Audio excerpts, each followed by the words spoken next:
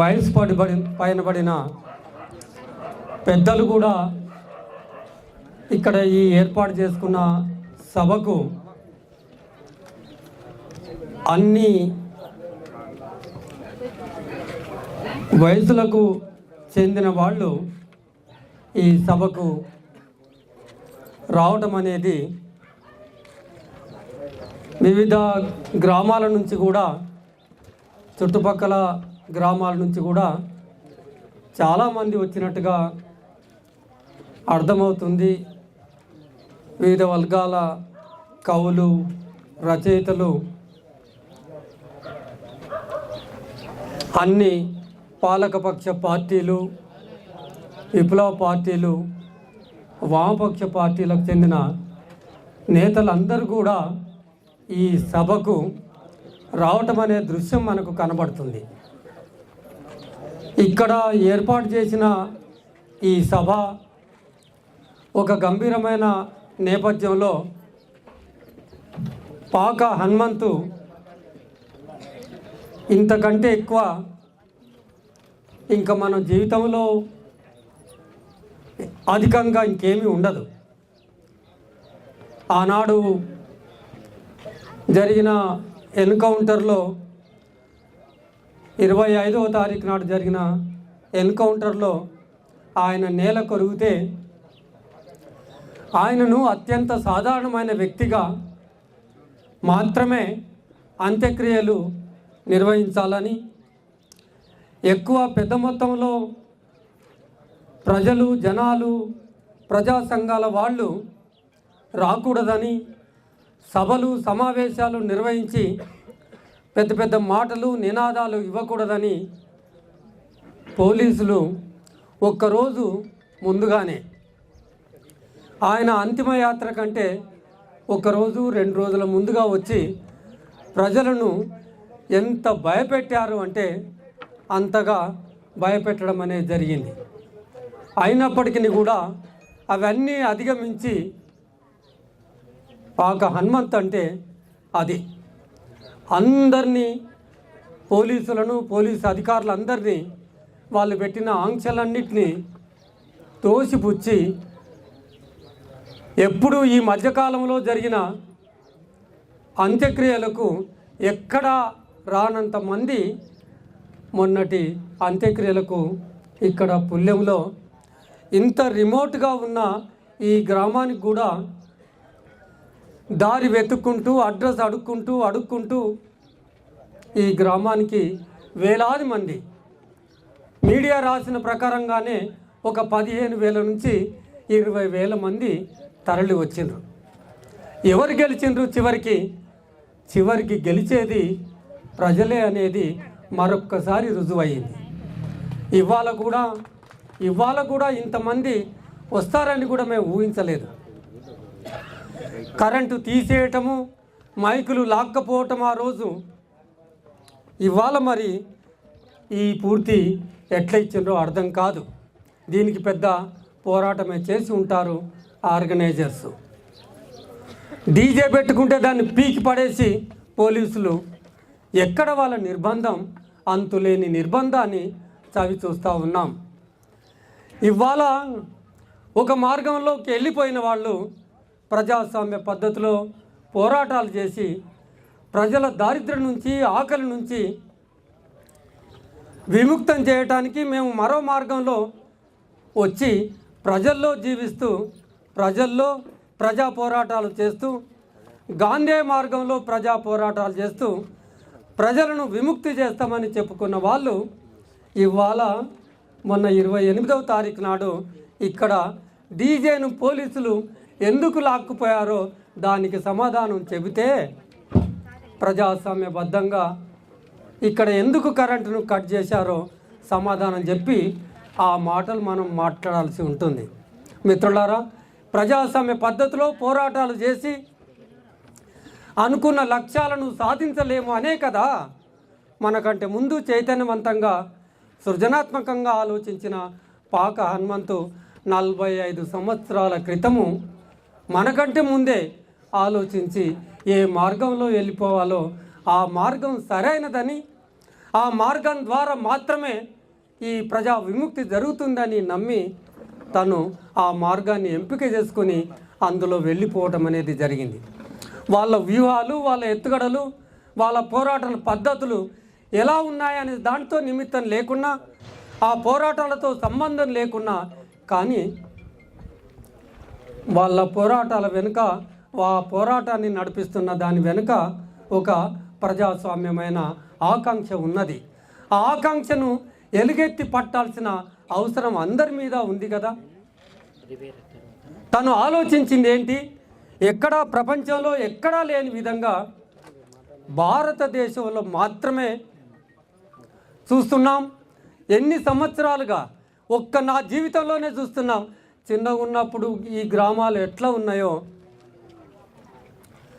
చిన్నగా ఉన్నప్పుడు ఈ జీవితాలు ఎట్లున్నాయో అట్లే ఉన్నాయి కదా. ఏ దేశంలో లేని విధంగా ప్రపంచ దేశాల్లో, ఈ భూమి మీద ఉన్న దేశాల్లో ఏ దేశంలో లేని విధంగా ఇక్కడ కులాలు ఉన్నాయి కదా. ఒక మనిషిని ఇంకొక మనిషి తాకలేని పరిస్థితులను బ్రాహ్మణీయ వర్గాల వాళ్ళు సృష్టించి పెట్టారు కదా. ఒక్కొక్క కులంలో మళ్ళీ ఉపకులాలు ఉంటాయి కదా. మేము మాట్లాడుకున్నాం, పాక హనుమంతు ఏ వర్గానికి, ఏ కులానికి చెందిన వాళ్ళు, ఆ కులంలోనే మరిన్ని ఉపకులాలు ఉన్నాయి అని మాట్లాడుకుంటూ వచ్చాం. ఈ వ్యవస్థ ప్రజలను చీల్చే వ్యవస్థ, ప్రజలను కులాల పేరు మీద విభజించే వ్యవస్థ, ప్రజలు ఐక్యం కాకుండా చూసే ఈ వ్యవస్థ ప్రపంచ దేశాల్లో ఎక్కడ కూడా లేదు కదా. ఇవి పాక హనుమంతు మనకంటే ముందే అధ్యయనం చేశాడు. ఎందుకు కొన్ని వర్గాలు, ఎందుకు కొన్ని కులాలు సంపన్నమైన కులాలుగా ఉన్నాయి, ఎందుకు ఈ దేశంలో కొద్దిమంది మాత్రమే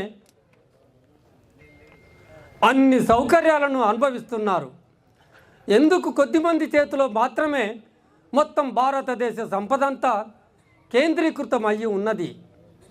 1% మంది భారతదేశ ప్రజల దగ్గర, 1% మంది ప్రజల దగ్గర ఎటుపోతుంది ఈ సంపద, ఎటుపోతుంది ఈ శ్రమ?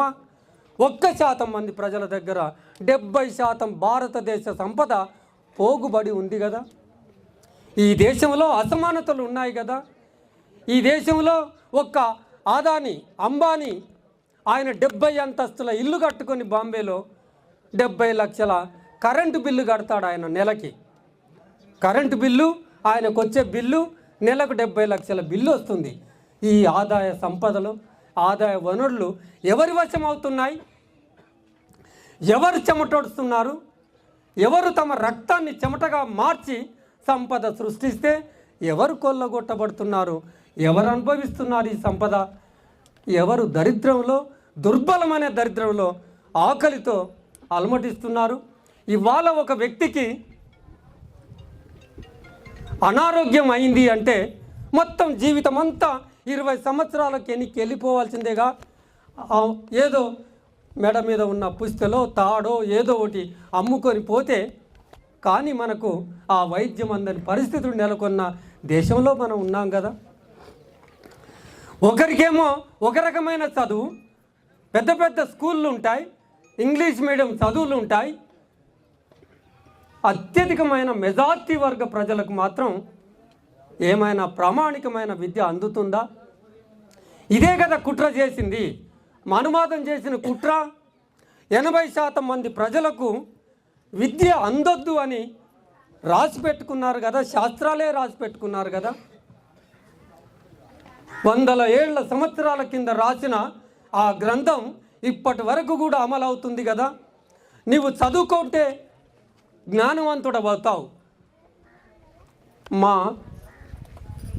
మా పునాదులు కదులుతాయి, అందుకని నీకు చదవటానికి వీల్లేదు, మహిళలు కూడా చదువుకోవటానికి వీల్లేదని రాసి పెట్టింది కదా. మహిళలు చదువుకోవటానికి వీల్లేదు భారతదేశంలో. అందుకే కదా ఇప్పుడు మహిళల లిటరసీ అంత తక్కువగా ఉంటాం. 80% మంది ప్రజలకు చదువు అందకుండా చేశారు కదా. 80% మంది ప్రజలు ఆయుధాలు పట్టుకోకుండా చేశారు కదా. ఆయుధాలు పట్టుకోకూడదు మనువాదం ధర్మశాస్త్రం ప్రకారంగా.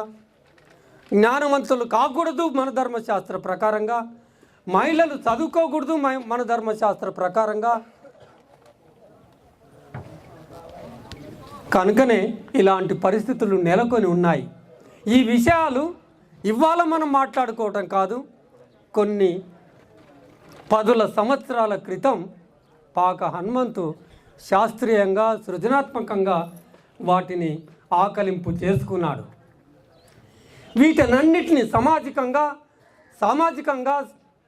రాజకీయంగా సాంఘికంగా సాంస్కృతికంగా ప్రజల్లో ఇంత వెనుకబాటుతనం ఉండటానికి గల కారణాలు ఏంటివని, ఆ కారణాల వెనుక ఉన్న వర్గాలు ఎవరని శాస్త్రీయంగా అధ్యయనం చేశాడు కదా. కనుకనే ఈ సమాజాన్ని ఈ జాడ్యాల నుంచి విముక్తి చేయాలంటే ఒక్కటే మార్గమని తలంచిండు పాక హనుమంతు. ఆయన ఇక్కడ పుల్లెంలో చిన్న గ్రామంలో జన్మించి ఉంటాడు. ఒక పువ్వర్తిలో ఒక ఇడ్మా జన్మించి ఉంటాడు. ఒక తల్లి కడుపులో జన్మించి ఉంటారు. మీరు అనుకున్నారు హనుమంతు చాలా చిన్నవాడు అని. హనుమంతు 3 రాష్ట్రాలకు ఇన్ఛార్జి. హనుమంతు 5 రాష్ట్రాలను కదిలించిన గొప్ప వీరుడు. ఆయన నేర్వని విద్య అంటూ లేదు, ఆయనకు రాని భాష లేదు. ఒక్క ఛత్తీస్గఢ్లోనే వివిధ ప్రాంతాల్లో 18 భాషలు మాట్లాడతారు. మనం అనుకుంటాం ఒక జాతికి చెందిన ఆదివాసీలే కదా అని. ఆదివాసీలకు ఒక్కొక్క ప్రాంతానికి ఒక్కొక్క భాష ఉంటుంది. ఈయన వివిధ ప్రాంతాలకు వెళ్ళాల్సిన వ్యక్తి వివిధ ప్రాంతాల్లో అమల్లో ఉన్న భాష నేర్చుకోవాలి. అంటే 18 భాషలు వస్తే తప్ప ఒక్క ఛత్తీస్గఢ్ రాష్ట్రానికి నువ్వు వెళ్ళలేవు. ఒరిస్సాలో పనిచేసిండు, మహారాష్ట్రలో అక్కడ ఒరియా నేర్చుకోవటం. అది లేకపోతే లాభం లేదు. ప్రజలలో మమేకమైపోతే మా వెంకట చెప్తాడు చంద్రవాసు గురించి. చంద్రవాసు ఎక్కడ పోయినా సరే ఛత్తీస్గఢ్లో ఆబూజిమడ్లో అంటే మనిషి దూరని ఆ కారడవిలో ఉన్న ఆ మనుషుల దగ్గరికి చంద్రవాసు చేరుకుంటే చంద్రవాసును చాలామంది పోతే ఆ టీంలో మావోడు చంద్రవాసు గాడు వచ్చిండు కదా. చంద్రవాసు గాడు అంటే అంత అభిమానం, అంత ప్రేమ. మిగతా వాళ్ళనేమో అన్న అని మాట్లాడి చంద్రవాసుకు వచ్చేసరికి మా చంద్రవాసు గాడు వచ్చిండు. అంతగా మమేకం అయిపోయి వాళ్ళ భాష నేర్చుకొని వాళ్ళ తిండి తిని వాళ్ళ సంస్కృతిలో భాగమయ్యి, అసలు ఇంకో మాట చెప్పన, తెలుగు ఏనాడో మర్చిపోతారు వీళ్ళు. తెలుగు సరిగ్గా మాట్లాడటానికి కూడా రానంతగా మమేకమయ్యి ఆదివాసీలో మమేకమయ్యి చేసిన వీళ్ళకి ఇవాళ ప్రజలు ఏ రూపకంగా ఆ రుణాన్ని తీర్చుకోవాల్సి ఉంటుంది.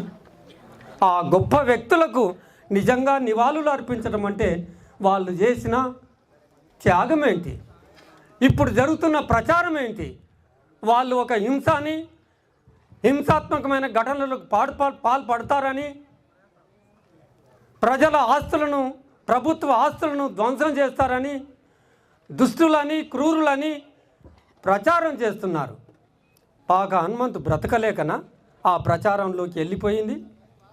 ఆయన బీఎస్సీ చేశాడు కదా, ఆ కాలంలో మ్యాథమెటిక్స్ కదా.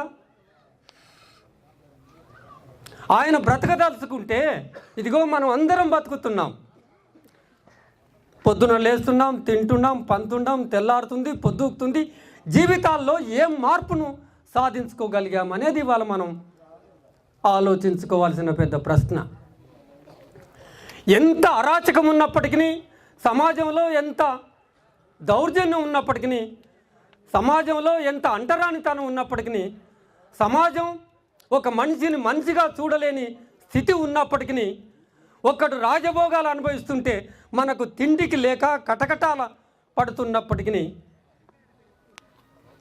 ఎక్కడో జీవితంలో జీవిత గమనంలో సమాజంతో ఎక్కడో రాజీపడి జీవితాన్ని గడుపుతూ ఉన్నాం కదా. అసలు ఇన్ని అరాచకాలు, అసమానతలు ఎదుర్కొంటున్న మనకు ఈ వ్యవస్థ మీద ఎందుకు ఆగ్రహం కలుగుతలేదు అనేది పెద్ద సవాలు తీసుకొచ్చి పాక హనుమంతు మన ముందు పెట్టాడు కదా. 80% మంది ప్రజలు అంటే బీజేపీ చెబుతున్న లెక్కల ప్రకారంగా 80 కోట్ల మంది ప్రజలకు ఉచిత బియ్యం ఇస్తుందట కదా. ఆ 80 కోట్ల మంది ప్రజలు ఈ రకమైన ఆలోచనలు కనుక చేస్తే ఎక్కడుంటుంది ఈ పాలకవర్గం? ఎక్కడుంటుంది? సంవత్సరానికి 2 కోట్ల ఉద్యోగాలు ఇస్తున్నాడు నరేంద్ర మోడీ. ఒక్క ఉద్యోగం అన్నా ఈ 12 సంవత్సరాల్లో ఎక్కడైనా ఎవరికైనా ఉద్యోగాలు వచ్చాయా? ఆ 2 కోట్ల అంటే 12 ఇంటూ 2 కోట్లు 24 కోట్ల నిరుద్యోగ యువత. మీరు చెప్తున్న ఈ 80 కోట్ల మందికి ఎవరికైతే బియ్యం ఇస్తున్నారో వీళ్ళందరూ ఒక్కటైనరాను ఆలోచన పెట్టినరంటే మీరు ఎక్కడ ఉంటారో ఒక్కసారి ఆలోచించండి. అంటే వాళ్ళ కావాల్సింది ఏంటంటే మెదడుకు మేత. మనుషులం కనుక మిగతా జీవాల కంటే మిగతా జంతువుల కంటే మాట్లాడగలిగి ఆలోచించగలిగి ఒక భావజాలాన్ని మదన పెట్టగలిగే శక్తి ఉన్న ఒక్క మనిషికి మాత్రమే ఉంటుంది కనుక మనం ఆ దిశగా పాక హనుమంతు ఆలోచించిన దిశగా మనం ఆలోచించాలి కదా. మనిషి ఒక్కసారి ఆలోచన కనుక మొదలు పెడితే ఇంకేం అక్కర్లేదు. ఈ సమాజము ఇట్లెందుకుందబ్బా? ఒక్క కులంలో ఎన్ని కులాలే, ఇదేంది అందరం మనుషులమే కదా, ఎవరికి వచ్చినా అదే రక్తం వస్తుంది కదా అనే ఆలోచన కనుక రాగలిగితే, ఆ ఆలోచన వచ్చిన రోజు భారత సమాజం ఇట్లుండదు. భారత పాలకులు, సంపన్న వర్గాలు, అగ్ర కులాల వాళ్ళు చేస్తున్న ఈ రైడింగ్ ఏదైతే ఉందో అది ఇట్లా కొనసాగదు.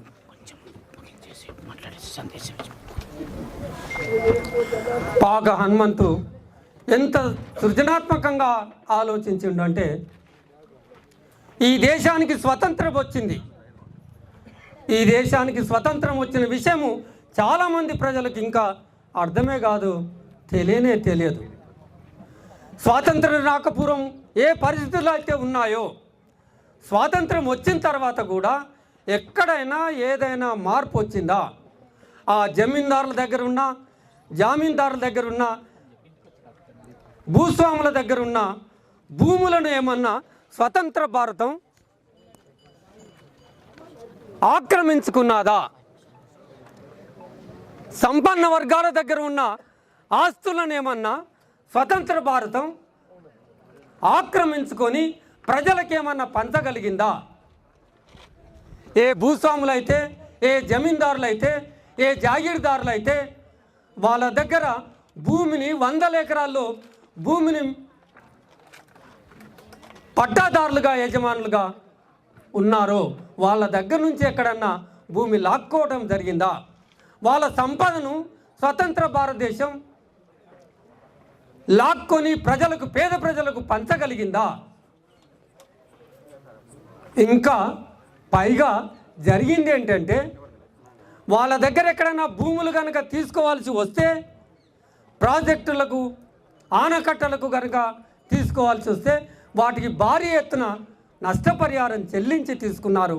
ఎక్కడి ఆస్తులు, ఎక్కడి సంపద స్వాతంత్రం రాకముందు ఎక్కడైతే ప్రోగుబడి ఉందో వచ్చిన తర్వాత కూడా అదే ప్రోగుబడి ఉంది. దాని పంపిణీ ఎక్కడ జరగలేదు అనే విషయాన్ని హనుమంతు గుర్తించాడు, దాన్ని కనుగొన్నాడు. పైగా స్వతంత్రం వచ్చిన తర్వాత అయ్యిందేంటి? ఏ భూస్వామ్య వర్గాలు అయితే ఉన్నాయో, ఏ సంపన్న వర్గాలు అయితే ఉన్నాయో, ఏ ధనిక వర్గాలు అయితే ఉన్నాయో వాళ్ళే ఎమ్మెల్యేలు అయినరు. ఎంత విచిత్రం ఇది! ఎవరైతే సంపద మీద, కుప్ప మీద కూర్చున్న వాళ్ళు ఉన్నారో వాళ్ళే పార్లమెంటు సభ్యులు అయినరు. ఎవరైతే సంపన్న వర్గాలు ఉన్నాయో వాళ్ళే పాలకులు అయ్యిండ్రు అనే విషయాన్ని గమనించాడు.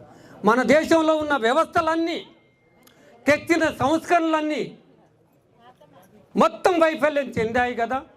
పార్లమెంట్లో, అసెంబ్లీలో కొట్టుకోవటాలు, తిట్టుకోవటాలు తప్ప ఇంకేమీ జరగటం లేదు కదా. ఏ తర్వాత పరిశీలిస్తే మనకు తేలింది ఏంటంటే వ్యవస్థ ఎట్లున్నదో అట్లే ఉన్నది.